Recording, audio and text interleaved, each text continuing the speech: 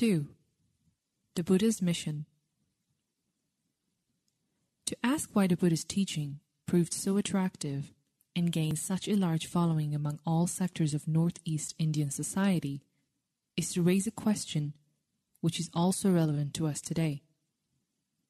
For we live at a time when Buddhism is exerting a strong appeal upon an increasing number of people, especially among those whose level of education and capacity for reflection has made them indifferent to the claims of revealed religion. I believe the remarkable success of Buddhism, as well as its contemporary appeal, can be understood principally in terms of two factors. One, the aim of the teaching, and the other, its methodological features. The aim of the teaching. Unlike the so-called revealed religions, which rest upon faith in unverifiable doctrines, the Buddha formulated his teaching in a way that directly addresses the critical problem at the heart of human existence, the problem of suffering. And he promises that those who follow his teaching to its end will realize here and now the highest happiness and peace. All other concerns apart from this, such as theological dogmas, metaphysical subtleties, rituals and rules of worship, the Buddha waves aside as irrelevant to the task at hand, the unraveling of the problem of suffering. This pragmatic thrust of the Dhamma is clearly illustrated by an incident related in the texts. Once, a monk named Malunkyaputta was pondering the great metaphysical questions, whether the world is eternal or non-eternal, infinite or finite, etc.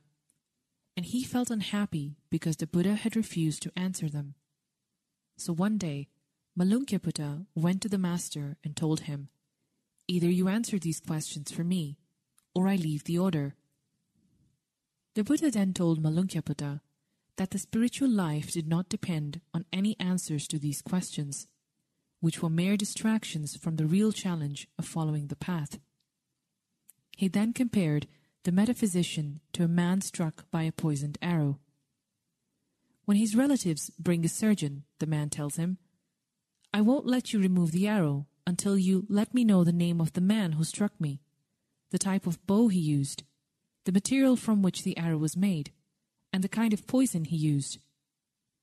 That man would die, the Buddha said, before the arrow was removed, and so too the metaphysician, struck with the arrow of suffering, will die without ever finding the path to freedom. Not only does the Buddha make suffering and the release from suffering the focus of his teaching, but he deals with the problem of suffering in a way that reveals an extraordinary degree of psychological insight. Like a psychoanalyst, the Buddha traces suffering to its roots within our minds, to our craving and clinging, and he holds that the cure, the solution to the problem of suffering, must also be achieved within our minds. To gain freedom from suffering, it is futile to pray to the gods, to worship holy objects, to attach ourselves to rituals and ceremonies. Since suffering arises from our own mental defilements, we have to purify our minds of these defilements, from our greed, hatred, and ignorance, and this requires profound inner honesty.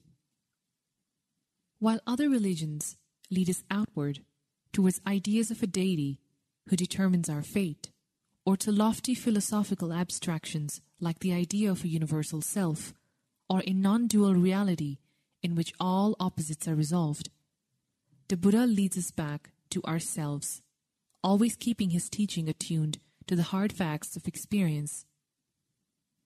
He places the mind at the forefront of his analysis and says that it is the mind which fashions our actions, the mind which shapes our destiny, the mind which leads us towards misery or happiness.